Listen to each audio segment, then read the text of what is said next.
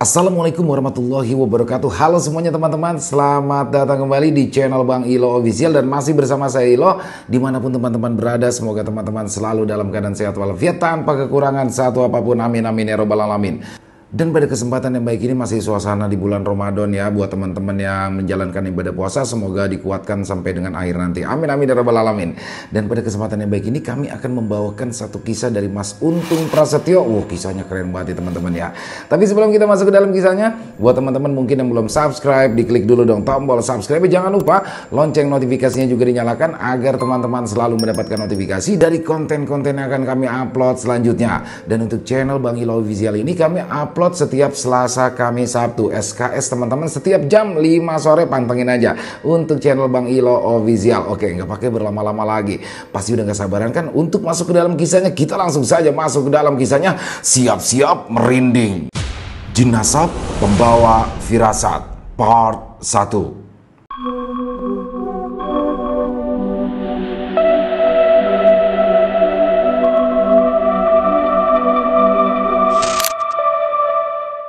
Sebagai seorang manusia biasa yang sama sekali tidak tertarik pada hal-hal yang berbau klinik, Mbak Surtini merasa jika dirinya memiliki kemampuan yang unik yang jarang dimiliki oleh orang lain. Selain akan mendapatkan pertanda atau sebuah firasat seperti mata berkedut atau telinga yang berdengung, Mbak Surtini juga akan mendapatkan pertanda dari hewan-hewan yang ada di sekitarnya seperti semut hitam dan juga cicak serta burung yang suaranya terdengar aneh di telinganya. Sebelum sesuatu yang buruk terjadi kepadanya maupun kepada keluarga ataupun orang-orang terdekatnya. Selain mendapatkan pertanda ataupun firasat-firasat tersebut, Mbak Surtini juga akan bermimpi didatangi oleh sosok neneknya yang sudah lama meninggal dunia. Sosok nenek yang merupakan ibu dari ayah Mbak Surtini itu selalu hadir di dalam mimpinya beberapa hari sebelum Mbak Surtini mendapatkan sesuatu hal yang buruk yang akan membahayakan dirinya. Semua keanehan yang dialami oleh Mbak Surtini pertama kali terjadi ketika dia masih berusia sekitar 20 tahunan. Waktu itu Mbak Surtini sudah bekerja di sebuah home industri pembuatan makanan ringan atau oleh-oleh khas daerah tempat tinggalnya. Di suatu pagi sebelum Mbak Surtini yang hendak berangkat ke pabrik tempatnya bekerja, dia mendapatkan sebuah pertanda yang terasa di bagian tubuhnya. Saat itu telinga sapi sebelah kanan ya itu berdengung dengan hebat hingga membuat kepalanya terasa sakit. Mbak Surtini yang mengira jika dirinya sedang terkena flu atau hanya sekedar sakit kepala biasa, segera membeli obat di sebuah warung yang terletak tak jauh dari rumahnya. Setelah kondisinya membaik, Mbak Surtini pun akhirnya berangkat menuju ke pabrik bersama Mbak Lastri yang merupakan saudara sepupunya yang juga bekerja di sana. Sesampainya Mbak Surtini di pabrik, telinganya pun kembali berdengung kencang beberapa kali, tapi aneh, di sini dia tidak merasakan sakit kepala seperti kejadian pertama di rumahnya tadi. Hari itu Mbak Surtini merasa sangat terganggu dengan apa yang dialaminya. Dia pun lalu menceritakannya kepada Bude Harti yang merupakan orang kepercayaan pemilik pabrik tentang telinganya yang masih terus saja berdengung. Biasanya kalau telinga berdengung itu, kamu itu akan mendapatkan kabar buruk, Sur, ujar Bude Harti yang sontak membuat Mbak Surtini terkejut mendengarnya. Loh, hubungannya apa ya Bude? Tanya Mbak Surtini penasaran. Ya itu semacam firasat atau pertanda, Sur, dan tidak semua orang loh bisa mendapatkan pertanda seperti itu, balas Bude Harti yang membuat Mbak Surtini terdiam. Perasaan cemas mulai merasuki hati dan pikiran Mbak Surti kala itu. Dia mulai merasa khawatir jika sesuatu yang buruk akan menimpa dirinya atau bahkan keluarganya. Tapi sampai dengan keesokan hari tidak ada sesuatu yang buruk yang terjadi kepada Mbak Surtini ataupun orang-orang terdekatnya. Dan dia pun mulai merasa tenang kembali, serta menganggap apa yang telah terjadi kepadanya itu hanyalah kebetulan semata. Akan tetapi pada hari kedua setelah Mbak Surti mengalami telinga yang terus berdengung, dia kembali terganggu dengan bagian kelopak matanya yang sebelah kanan ya itu terus bergerak-gerak atau berkedut dengan sendirinya. atau yang sering disebut dengan kedutan ya. Karena tidak ingin memikirkan sesuatu yang buruk yang terus membuat hatinya gelisah, Mbak Surtini pun tidak menceritakan kepada siapapun tentang bagian mata kanannya yang terus berkedut di hari itu. Dan sama seperti kemarin, tidak ada kejadian aneh apapun di hari itu, walau sepanjang hari kelopak mata kanannya milik Mbak Surtini terus saja berkedut.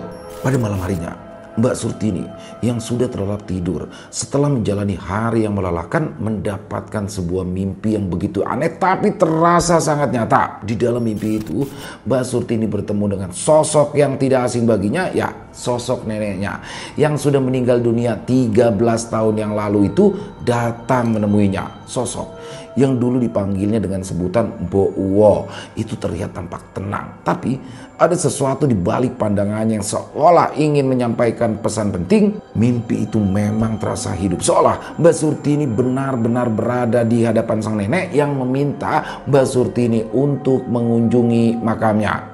Mimpi itu terasa begitu kuat hingga membuat Mbak Surtini terbangun dengan jantung berdebar-debar. Kamar yang biasanya tenang kini terasa berbeda, seolah ada energi yang memenuhi ruangan itu. Mbak Surtini pun akhirnya duduk di tepian tempat tidurnya, mencoba menenangkan diri, tapi suasana aneh itu tidak juga kunjung hilang. Suara Mbok Uwo kembali terdengar di telinganya, memanggil-manggil namanya dengan lembut tapi jelas, meminta dengan nada penuh harap agar dia segera mengunjungi makamnya.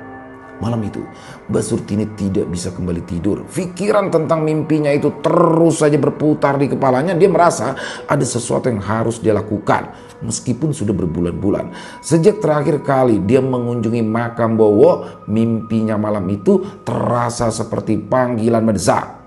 Suara Mbok Uwo masih terngiang terus di telinganya, seolah-olah neneknya itu benar-benar berada di dekatnya, memohon untuk segera didatangi. Pada pagi harinya, perasaan aneh itu belum juga hilang. Sejak bangun, Mbak Surtini merasa seperti dibayangi oleh firasat yang kuat. Kedutan di mata kanannya mulai kembali lagi bersamaan dengan dengungan di telinga, serta juga bisikan samar yang kadang terdengar membuatnya semakin yakin bahwa mimpinya itu bukanlah hanya sekedar bunga tidur. Dia tahu ada sesuatu yang harus diselesaikan. Mbok Uwo ingin agar dia pergi ke makamnya, tapi apa yang sebenarnya terjadi di sana? Mengapa permintaan itu datang dan begitu mendesak?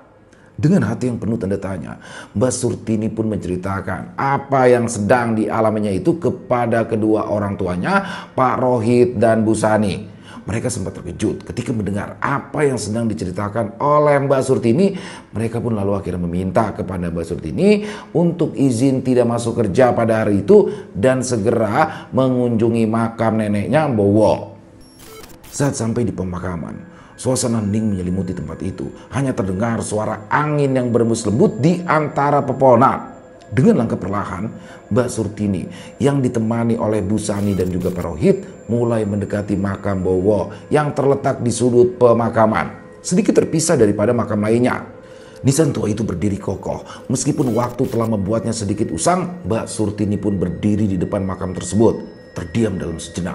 Dalam hatinya ada perasaan aneh, seolah-olah neneknya atau Mbok Uwo itu ada di dekatnya, memperhatikan setiap gerak-geriknya. Di depan makam, Mbak Surtini pun mulai mendoakan mendiang sang nenek. Tapi dalam hatinya dia juga terus bertanya-tanya, apa sebenarnya yang diinginkan oleh sang nenek? Dan di dalam keheningan itu, Mbak Surtini mulai merasa ketenangan mengalir di dalam dirinya, seakan kehadiran Mbok Uwo di sekitaran memberikan restu yang tidak bisa dia pahami sepenuhnya. Setelah selesai mendoakan Mbok Uwo di depan makamnya, Mbak Surtini bersama Pak Rohit dan juga Bu Sani berjalan pulang dengan perasaan lega. Pagi menjelang siang itu, angin berembus lembut di antara pepohonan, seolah membawa ketenangan yang sempat hilang sejak mimpi aneh dan juga firasat-firasat aneh atau firasat tak biasa yang menghampirinya. Kunjungan ke makam neneknya membuat Mbak Surtini merasa sedikit lebih tenang, seolah-olah ada sesuatu yang telah terselesaikan. Namun ketenangan itu hanya bertahan sekejap.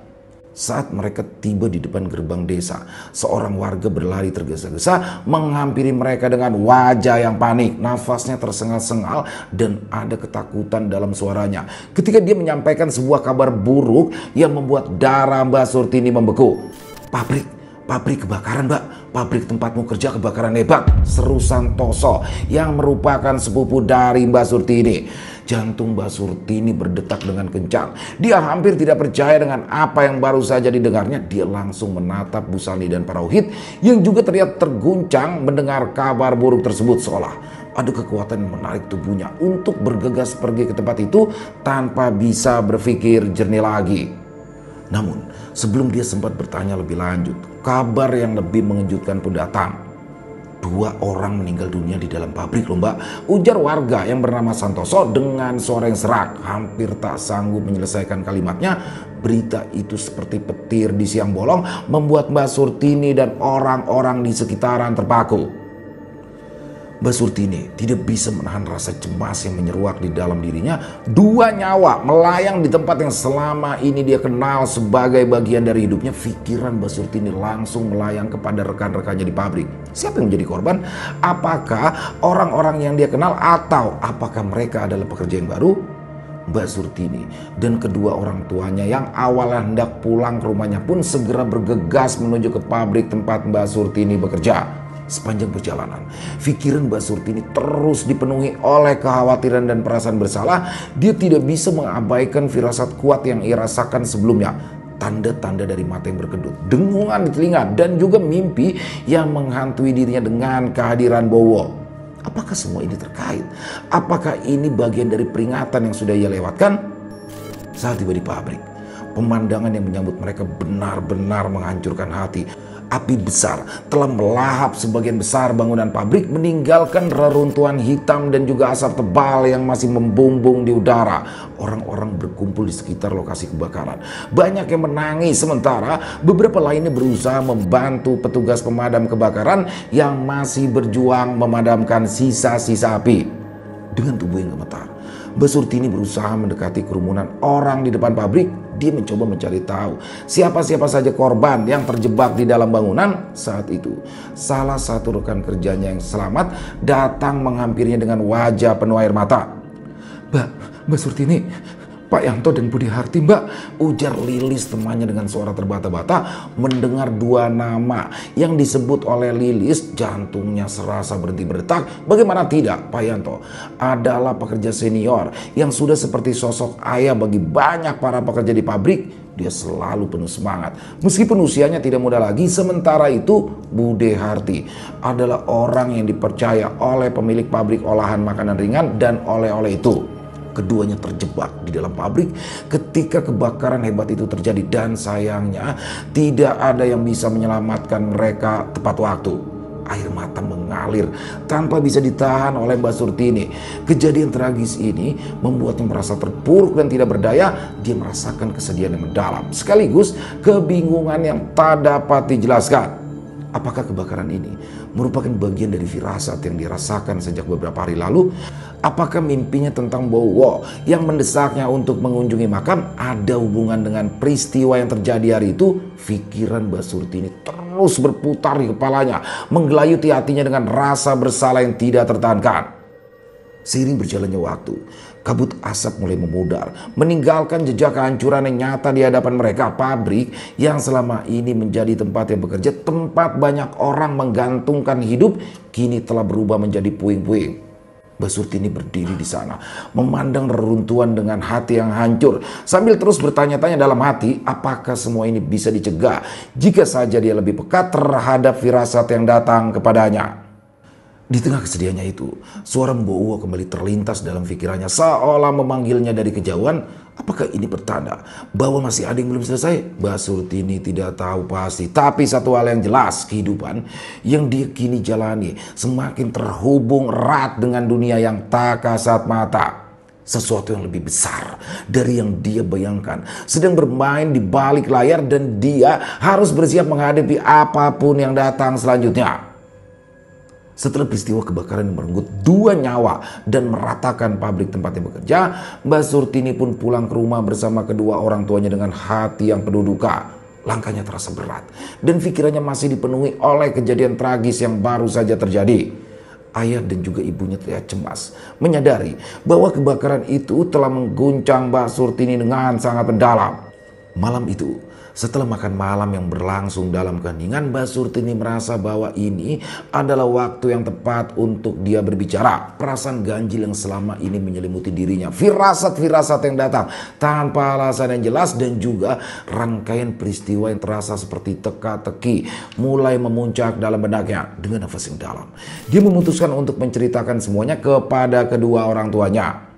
Mbak Surtini pun mulai bercerita dari awal tentang firasat-firasat aneh yang mulai dia rasakan, mulai dari telinga yang berdengung hebat, kedutan di pelupuk mata, hingga bagaimana mimpinya bertemu dengan Mbok Uwo, neneknya yang sudah meninggal belasan tahun lalu. Dia menceritakan bagaimana sosok Mbok Uwo itu datang dalam mimpinya dan meminta dia agar ia mengunjungi makamnya. Lalu dia juga mengungkapkan perasaan cemas yang tidak pernah bisa dijelaskan dengan logika. Semua itu terasa semakin jelas saat menjelang kebakaran, seperti sebuah peringatan yang datang dari dunia lain. Dia juga tidak lupa menceritakan tentang Budi Harti yang sempat memberitahu bahwa apa yang dialaminya itu adalah sebuah firasat atau pertanda buruk. Budi Harti mengatakan bahwa akan ada sesuatu yang besar dan berbahaya yang sedang mendekat dan Mbak Surtini harus berhati-hati. Budi Harti berkata, Budi Harti bilang kalau ini semua adalah pertanda buruk, Bu, Pak. Dan sekarang coba lihat apa yang terjadi, ujar Mbak Surtini dengan suara yang mulai bergetar. Air mata mengalir saat mengingat kejadian di pabrik dengan 2 nyawa yang melayang. Pak Rohit dan Bu Sani terdiam sejenak, menyimak dengan seksama setiap detail yang diceritakan oleh putrinya. Mereka saling bertukar pandang, terlihat cemas tapi juga bingung dengan situasi yang terasa begitu rumit. Mereka tahu bahwa firasat atau pertanda bukanlah hal asing dalam budaya mereka, terutama di desa tempat tinggal mereka. Banyak orang-orang tua dulu sering membicarakan hal-hal semacam itu, namun kali ini apa yang terjadi terhadap putri mereka terasa begitu nyata dan juga mengerikan. Mungkin apa yang kamu alami ini memang bukan sekedar kebetulan, Dok. Mbok Uwo juga dulu adalah orang yang bisa merasakan firasat. Ibumu sering dengar cerita ini dari nenekmu, kalau beberapa anggota keluarga kita punya kemampuan seperti itu, ujar Bu Sani mulai menjelaskan apa yang terjadi dengan keluarganya di masa lalu. Ayahnya yang biasanya lebih rasional pun akhirnya angkat bicara. Meskipun dia selalu berusaha berpikir logis, dia tidak bisa menolak kenyataan bahwa apa yang diceritakan oleh Mbak Surtini seolah terkait erat dengan kejadian tragis di pabrik. Kita tidak boleh mengabaikan apa yang kamu rasakan, Surtini. Mungkin ini memang pertanda dari alam atau dari dunia yang tidak kita lihat.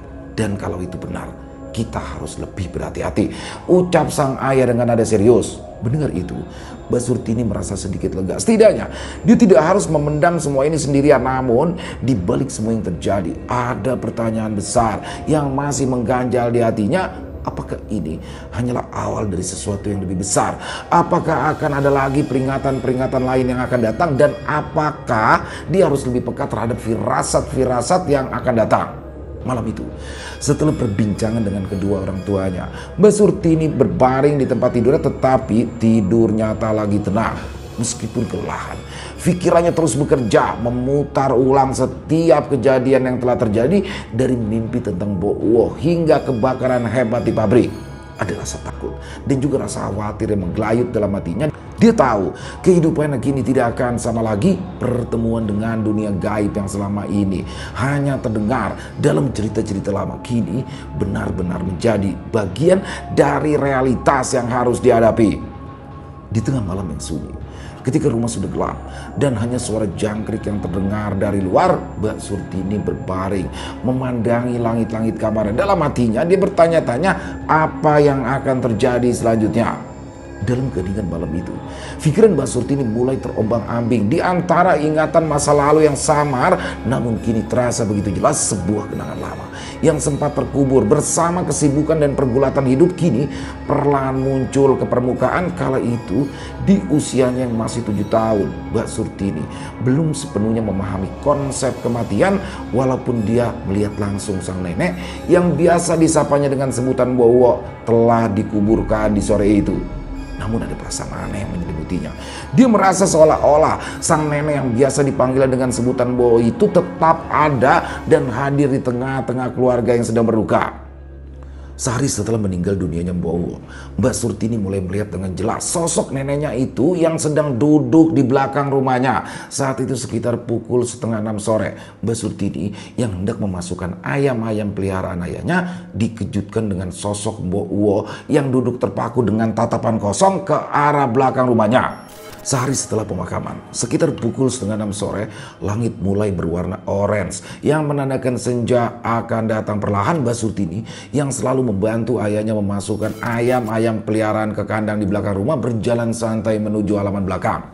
Suasana sore itu sepi, hanya suara ayam yang berkeruyuk dan hembusan angin yang lembut. Namun tiba-tiba langkah kecilnya terhenti ketika matanya menangkap sesuatu yang tidak biasa. Di sudut halaman, di dekat pohon manggis rindang, sosok yang sangat dikenalinya tampak sedang duduk dengan tenang. Ya, Mbok Uwo terlihat duduk di sana dengan tatapan kosong mengarah ke arah kebun belakang. Tubuhnya tidak bergerak, hanya duduk memandang jauh ke arah yang tidak bisa dipahami oleh Mbak Surtini kecil. Mbak Surtini tertegun.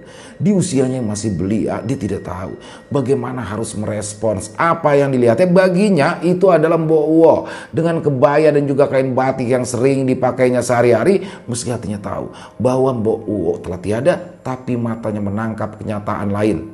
Tanpa rasa takut, dia mulai mendekati sosok itu perlahan dan berharap mendapat penjelasan dari sosok neneknya itu. Mbok Uwo, ucap suaranya lirih, namun tidak ada balasan. Mbok Uwo tetap terdiam seolah tidak menyadari keberadaan cucunya yang berdiri hanya beberapa meter darinya. Tatapannya kosong terus mengarah ke kebun belakang seperti sedang mencari sesuatu yang tidak terlihat oleh orang lain. Mbak Surtini kecil tidak berani mendekat lebih jauh. Ada sesuatu yang menahannya, sesuatu yang tidak bisa dijelaskan. Hatinya berdebar, bukan karena ketakutan, melainkan rasa penasaran yang tidak terbendung. Apakah ini benar Mbok Uwo? Ataukah dia hanya berhalusinasi saat itu? Dan ketika Mbak Surtini hendak beranjak pergi, tiba-tiba saja Mbok Uwo memanggilnya dengan suara yang terdengar sangat lemah. Piti di kandang kayak disek, Ndok. Ayamnya dimasukkan ke kandang dulu, Ndok, ujar Mbok Uwo yang terlihat masih menatap ke arah luar tanpa sedikit pun bergeming.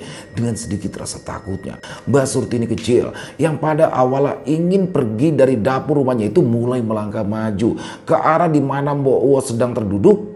Beberapa saat kemudian, rasa takut itu mulai menghilang. Dia merasa jika yang sedang ada di hadapannya itu adalah sosok Mbok Uwo, nenek yang sangat menyayanginya. Sampean boten siram, Mbok? Sampean belum mandi, Mbok? Tanya Mbak Surtini kecil setelah ia berada tepat di samping Mbok Uwo. Si Mbok sekarang sudah tidak perlu mandi lagi, Ndok, jawab Mbok Uwo yang masih dalam posisinya menatap ke arah luar rumah. Oh, begitu ya, Mbok. Kalau begitu, saya mau masukin ayam-ayam ke kandang dulu ya, Mbok, balas Mbak Surtini kecil dengan senyum lugunya. Dok, aku tak melu awakmu ya, ujar Mbok Uwo, membuat Mbak Surtini kecil kebingungan. Loh, tumut kula pripun tuh, Mbok? Kula kan naming teng mriki, mboten ajeng teng pundi-pundi. Namun, sebelum Mbok Uwo menjelaskan maksud dari permintaannya itu, Mbak Surtini mendengar suara ayahnya memanggil-manggil dari dalam rumah. Panggilan itu pun sungguh mengagetkannya, dan ketika dia menoleh kembali ke arah tempat Mbok Uwo duduk, sosok itu sudah menghilang. Hanya sisa-sisa bayangan senja yang memanjang di tanah, sementara keheningan kembali melingkupi halaman belakang rumah. Mbak Surtini tidak pernah menceritakan kejadian itu kepada siapapun. Bagi seorang anak kecil mungkin itu hanyalah dianggap sebagai hal biasa, seperti melihat sesuatu yang mungkin tidak dipahami dengan benar. Namun semakin dewasa dia mulai menyadari bahwa apa yang dilihatnya sore itu bukanlah hal biasa. Malam itu, di saat semua pertanda, firasat dan juga peristiwa aneh kembali terjadi dalam hidupnya, Mbak Surtini mulai melihat semuanya sebagai rangkaian yang tidak terpisahkan. Sosok Mbok Uwo yang dilihatnya saat kecil, firasat-firasat yang datang sebelum kebakaran, dan mimpi-mimpi yang membawa pesan misterius seolah saling terkait dalam satu benang merah yang menuntunnya ke sesuatu yang lebih besar, yaitu sesuatu yang harus dia pahami. Mbak Surtini terus merenung di dalam kamarnya yang gelap. Pikirannya dipenuhi oleh pertanyaan-pertanyaan yang belum terjawab. Kenangan masa kecil yang dulunya hanya sebuah ingatan kabur kini terasa lebih nyata dan lebih bermakna. Dan satu hal yang pasti, Mbak Uwo belum sepenuhnya pergi dari kehidupannya. Sosok itu masih ada, entah untuk melindungi atau memberikan peringatan tentang apa yang akan terjadi. Dalam diam, Mbak Surtini mulai menyadari bahwa hidupnya tidak lagi sekedar berjalan di dunia yang bisa dilihat dengan mata telanjang. Ada hal-hal lain yang tidak bisa dijelaskan dengan akal, yang sudah menjadi bagian dari dirinya sejak lama. Dan kini dia tak bisa lagi mengabaikannya. Seiring berjalannya waktu, Mbak Surtini semakin terbiasa dan juga peka terhadap firasat-firasat yang datang menghampirinya. Dia mulai mengerti bahwa tanda-tanda yang dirasakannya seperti mata berkedut, telinga yang berdengung, atau perasaan cemas yang tiba-tiba datang bukanlah gangguan fisik biasa. Perlahan, Mbak Surtini memahami bahwa semua itu adalah bentuk komunikasi dari alam atau bahkan dari dunia gaib yang seolah berusaha memberikannya peringatan tentang sesuatu yang akan terjadi. Awalnya, kesadaran itu membuat Mbak Surtini merasa khawatir dan juga bingung. Bagaimana mungkin dia bisa mengandalkan firasat untuk mengambil sebuah keputusan? Namun, setelah beberapa kali mengalami kejadian-kejadian aneh yang selalu dikaitkan dengan firasat-firasatnya, Mbak Surtini mulai melihat polanya. Ya, firasat itu tidak pernah datang tanpa alasan. Setiap kali dia merasakan tanda-tanda tertentu, biasanya sesuatu yang besar akan terjadi, baik itu terkait dengan keselamatannya, keluarganya, atau orang-orang di sekitarnya. Misalnya, ada suatu hari ketika Mbak Surtini hendak bepergian ke kota untuk menghadiri sebuah acara penting. Sejak pagi, dia sudah merasakan kedutan di kelopak mata bagian kanan dan perasaan tidak enak mulai menyelimuti. Pada awalnya, dia mencoba mengabaikan firasat tersebut, berpikir mungkin itu hanya perasaan gugup yang biasa dirasakan sebelum perjalanan panjang. Namun, semakin dekat waktunya untuk berangkat, firasat itu semakin kuat. Hingga akhirnya beberapa menit sebelum dia berangkat, firasat itu berubah menjadi rasa takut yang tak bisa dijelaskan. Tanpa berpikir panjang lagi, Mbak Surtini pun memutuskan untuk membatalkan perjalanannya. Orang-orang di sekitarnya termasuk keluarganya sempat bingung dan bertanya-tanya mengapa dia tiba-tiba mengubah rencana. Beberapa bahkan merasa heran dan menganggapnya aneh. Namun Mbak Surtini tetap pada keputusannya. Dia yakin bahwa firasatnya tidak bisa diabaikan begitu saja. Beberapa jam kemudian, kabar buruk pun datang. Bus yang seharusnya dia tumpangi itu mengalami kecelakaan parah hingga menewaskan beberapa penumpang. Mendengar berita itu, Mbak Surtini tersentak dan hatinya dipenuhi rasa syukur. Dia merasa lega setelah mengikuti firasat yang ia rasakan, meski keputusan itu terlihat tidak masuk akal bagi orang lain. Kejadian itu hanyalah salah satu dari banyak peristiwa yang membuktikan bahwa firasat-firasatnya benar-benar membawa pesan penting. Mbak Surtini mulai mempercayai bahwa ada kekuatan yang melindunginya, mungkin dari alam semesta, mungkin dari arwah neneknya Bowo, atau mungkin entitas lain yang tidak bisa dilihat dengan mata telanjang, dan kekuatan itu berbicara padanya melalui firasat-firasat yang hanya bisa ia pahami. Semakin sering firasat itu datang, semakin peka pula diri Mbak Surtini. Dia menjadi lebih waspada dan berhati-hati dalam bertindak. Selesai. Wow, luar biasa kisah dari Mas Untung Prasetyo. Kisah Mbak Surtini luar biasa ya.